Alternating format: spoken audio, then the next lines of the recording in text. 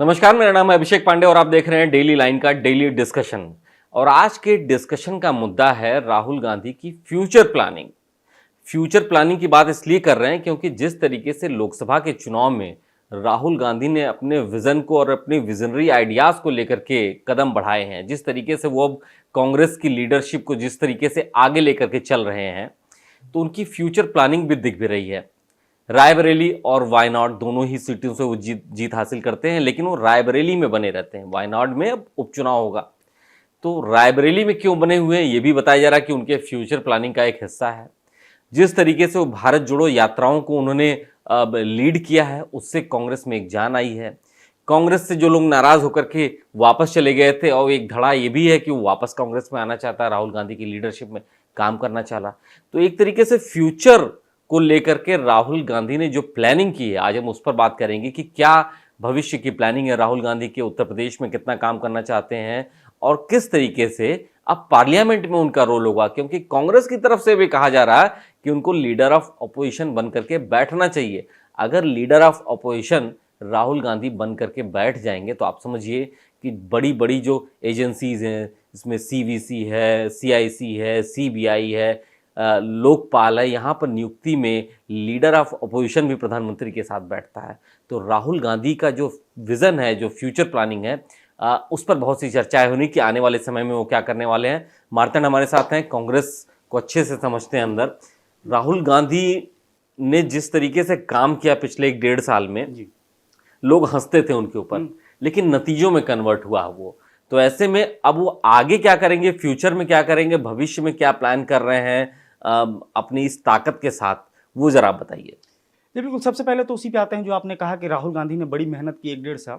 देखिए, सबसे पहले तो हम उठाते हैं कि जब भारत जोड़ो यात्रा राहुल गांधी की शुरू हुई, तो उसका मोटिव जो था वो कहीं से ये नहीं था कि लोकसभा चुनाव के दौरान जो है जनाधार बढ़ाना है, क्योंकि वो दक्षिण में शुरू हो रही थी। वहां पे जो है कांग्रेस पार्टी पहले से ही मजबूत थी। वो सिर्फ एक नैरेटिव जो बीजेपी, जिसको कांग्रेस भी कहती है कि बीजेपी के आईटी सेल के लोगों ने जो एक नैरेटिव सेट कर दिया था राहुल गांधी को लेकर, वो तमाम बातें हैं, अलग अलग उनके बयानों को तोड़ मरोड़ को कर जो है जिस तरीके से पेश किया जाता था, जैसे कांग्रेस आरोप लगाती थी, तो उनकी छवि पर असर पड़ा था। उस छवि को सुधारने के लिए वो पहली यात्रा जो थी वो दक्षिण से शुरू की गई, ताकि उसका नफा नुकसान भी एक बार दिख जाए। उसके बाद उत्तर प्रदेश में लोकसभा चुनाव के पहले ही जो है यहाँ पे जो है एकदम मुहाने पे जब खड़ी थी, तो उत्तर भारत में ये पूरी यात्रा शुरू होती है, जिसको न्याय यात्रा नाम दिया जाता है। वो यात्रा उत्तर प्रदेश होते हुए, बंगाल होते हुए, बिहार, उत्तर प्रदेश होते हुए तमाम फिर दिल्ली की तरफ कूच करती है। तो इसमें सबसे पहले जो राहुल गांधी का की जो एक छवि गढ़ दिया था भारतीय जनता पार्टी ने, उसको तोड़ने की कोशिश हुई। उसके बाद लोकसभा चुनाव में पार्टी जाती है। आप देखिए कि राहुल गांधी उत्तर प्रदेश को लेकर कितने मतलब कीन थे, क्योंकि एक समय ऐसा भी आया जब लग गया था कि उत्तर प्रदेश में गठबंधन ऑलमोस्ट टूट गया है। प्रदेश अध्यक्ष अजय राय, उनके बयान जो है थम नहीं रहे थे, वो लगातार हमलावर थे। अखिलेश यादव की तरफ से भी बात कह दी गई थी, हम अकेले ही लड़ लेंगे, हमारी पूरी तैयारी है। कांग्रेस ने भी कह दिया हम पूरी तैयारी है, हम भी अकेले लड़ेंगे। लेकिन फिर वहां पर राहुल गांधी पूरी कमान खुद संभालते हैं, साथ में प्रियंका आती हैं, और ये होता है कि उत्तर प्रदेश चूंकि सबसे बड़ा राज्य है, और यहाँ पे 2014 के बाद से कांग्रेस पार्टी लगातार अपने जनाधार को मजबूत करने के लिए जूझ रही है। यहाँ पे भी कांग्रेस पार्टी, अगर आप देखें कि इस चुनाव में भी अगर लगातार कांग्रेस के अंदर बैठ के बात होती थी हम लोग की, भले ही नतीजों में 6 सीटें दिख रही हैं, लेकिन कांग्रेस पार्टी खुद जो है 2 सीटों को लेकर जो है बात कर रही थी। उसमें भी एक ही सीट कंफर्म थी, दूसरी सीट पे लड़ाई की बात की जा रही थी। लेकिन कहीं ना कहीं इन नतीजों ने राहुल गांधी को एक चीज तो ये दे दिया है कि उत्तर प्रदेश में, चूंकि उत्तर प्रदेश से ही दिल्ली का रास्ता होकर जाता है, सभी जानते हैं सबसे बड़ा जो है सूबा है, 80 सीटें आती हैं यहाँ से। और उससे भी बड़ी चीज ये है कि प्रधानमंत्री का संसदीय क्षेत्र उत्तर प्रदेश में वाराणसी है। साथ ही साथ इस समय अगर पूरे देश में कोई एक बीजेपी का जो प्रधानमंत्री नरेंद्र मोदी के बाद जो लीडर है, जिसकी सबसे ज्यादा चर्चा होती है, योगी आदित्यनाथ, उनका भी उनकी भी कर्मभूमि उत्तर प्रदेश, खासतौर से गोरखपुर। राहुल गांधी रायबरेली, मतलब वही पूर्वांचल वाली बेल्ट से आते हैं, और ये दोनों ही जो है पूर्वांचल बेल्ट को कवर करती हैं, मतलब वाराणसी और गोरखपुर। राहुल गांधी को ये दिखाना है, चूंकि वायनाड जब राहुल गांधी पहुंचे थे, चूंकि वहां पे वो एक रक्षात्मक दृष्टिकोण था कांग्रेस पार्टी का, क्योंकि अगर उस समय ही लगातार चर्चा चल रही थी कि स्मृति ईरानी लगातार हारने के बाद भी वहां मौजूद रही थी, अपने पक्ष में माहौल बनाया था, तो वायनाड ने इनको थामा था। लेकिन उसके बाद उस समय प्रियंका गांधी जो है उत्तर भारत की पूरी राजनीति देख रही थी। यहाँ पे उत्तर प्रदेश में उनको महासचिव बनाया गया, एक्टिव भी रही, हालांकि नतीजे में कन्वर्ट नहीं हो पाया, वो अलग चीज है। अब इसी को उल्टा पलट दिया गया है। यानी कि जो राहुल गांधी जो रक्षात्मक शैली में थे वो अब आक्रामक शैली में आ गए। हमने देखा कि जो है लोकसभा चुनाव के दौरान जिस तरीके से वो आक्रामक रहे प्रधानमंत्री नरेंद्र मोदी पे, यूपी सरकार पे, राहुल गांधी ने कुछ ऐसे बयान दिए जिसमें लोगों को अंदेशा था कि ये बैकफायर करेगा, लेकिन राहुल गांधी उस पर डटे रहे।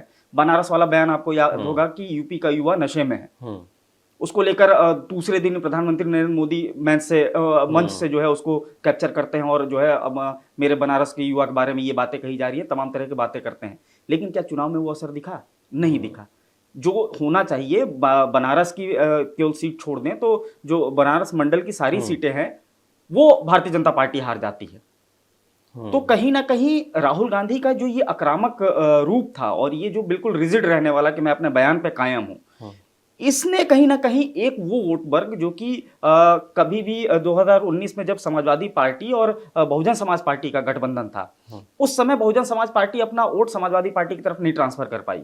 लेकिन इस चुनाव में देखिए राहुल गांधी के इस व्यक्तित्व की वजह से ही ऐसा हुआ, क्योंकि एक भरोसा हुआ जब संविधान बदलने का नैरेटिव सेट किया गया, तो यही वो राहुल गांधी का ही चेहरा था जिसको देखते हुए जो दलित वोटर इसमें, जबकि गठबंधन में बसपा नहीं थी, फिर भी वो दलित वोट जो है समाजवादी पार्टी को ट्रांसफर हुआ। है ये कि कांग्रेस थी वहां गठबंधन में, इसलिए क्योंकि अब बहुत पहले की बात करें, देखिए जब बहुजन समाज पार्टी का उदय नहीं हुआ था उस समय ये जो दलित वोट बैंक है ये कांग्रेस का वोट बैंक हुआ करता था, जिसमें बाद में मूल पार्टी हुआ करती थी।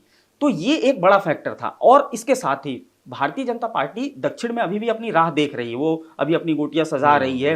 हालांकि 2 स्टेट में अच्छा प्रदर्शन किया, सीटें भले ना आई हो, लेकिन जो भारतीय जनता पार्टी 90% वोट जहां से सिक्योर करती है वो हिंदी हार्टलैंड की और उसके साथ वाली जो स्टेट्स हैं, मतलब 9 स्टेट हैं जहां पे ये सिक्योर करते हैं 90%। तो राहुल गांधी को जो पार्टी आला कमान है, जो उनका थिंक टैंक है, वो यही चाहता है कि वो इसी आक्रामक भूमिका में रहें और यहाँ पे जो हिंदी हार्टलैंड है यहाँ पे रहकर वो भारतीय जनता पार्टी पे अटैक करते रहें, क्योंकि उसका फायदा 2024 में इलेक्शन में देखने को मिला है।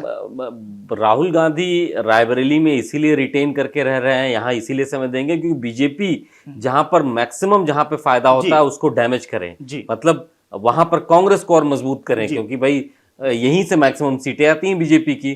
तो अगर यहाँ पर बीजेपी कमजोर होती है, आप देखिए उत्तर प्रदेश में कमजोर हुई तो दिल्ली में दिक्कत होने लगी।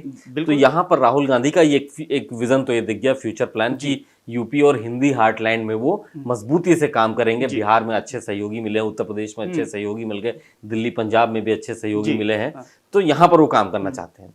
दूसरी बात, अब एक और फ्यूचर विजन की बात की जाती है, फ्यूचर प्लानिंग की उनकी बात की जाती है कि भाई अब 100 सांसदों के साथ लगभग वो बैठने जा रहे हैं।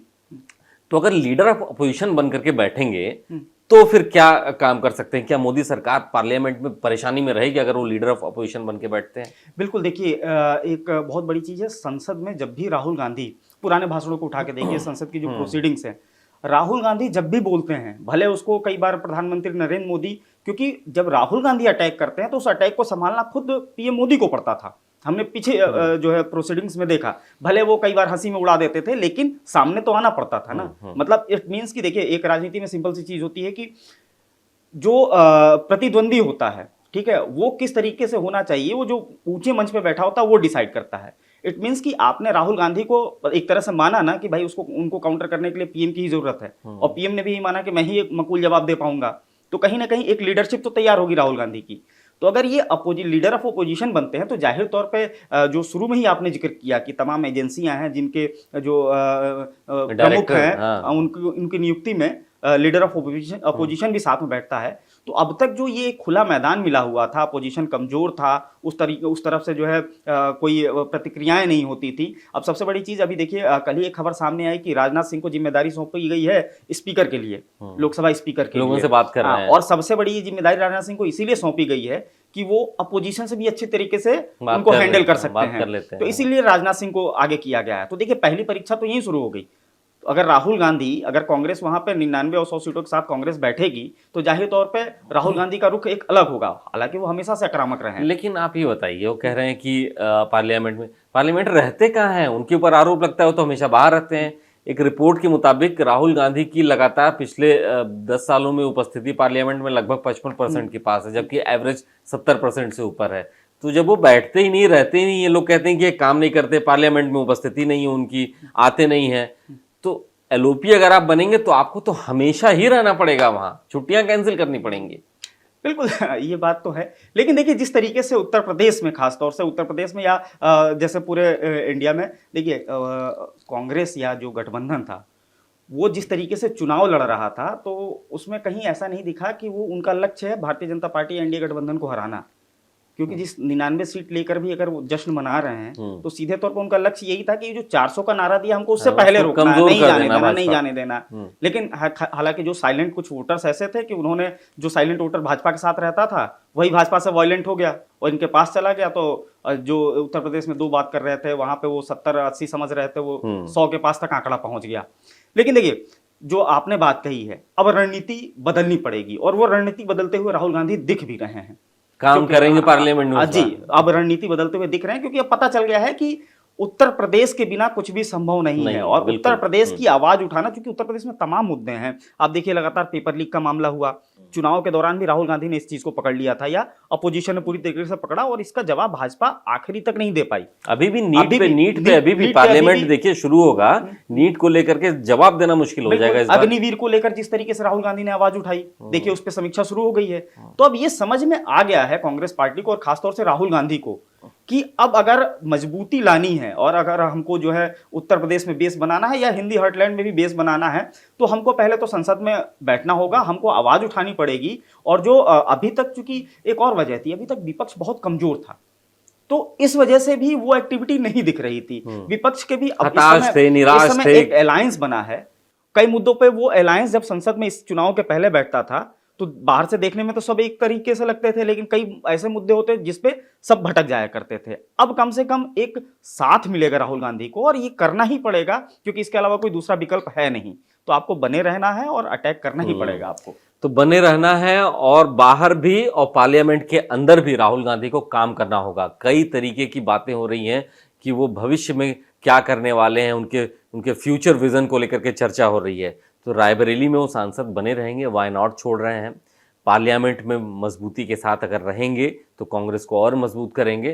तो बहुत सारी चर्चाएं जो चल रही हैं, आने वाले कुछ दिनों में पता चल जाएंगी कि राहुल गांधी क्या क्या काम कर रहे हैं। लेकिन ये बात सही है कि उन्होंने जिस तरीके से सड़कों पे संघर्ष करके अपनी ताकत दिखाई है, उसका नतीजा यह है कि कांग्रेस, जो कि बिल्कुल एकदम निर्जीव जैसी हो गई थी, उसमें एक जान आ गई है और तमाम ऐसे लोग जो कांग्रेस छोड़ के चले गए थे ऐन मौके पे, अब वापस कांग्रेस में आना चाहते हैं। लेकिन आपको क्या लगता है कि राहुल गांधी का फ्यूचर प्लान क्या होना चाहिए?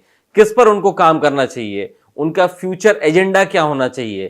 क्या वो प्रधानमंत्री मोदी से पार्लियामेंट में और उसके बाहर अगले 5 साल तक वो लड़ाई लड़ पाएंगे, जिसके लिए लोग इंतजार कर रहे हैं, उम्मीदें कर रहे हैं कि राहुल गांधी कुछ करते हुए दिखाई देंगे? आप जरूर हमको कमेंट करके बताइए और हम इस पर आपसे फिर बात करेंगे। फिलहाल आप देखते रहिए डेली लाइन।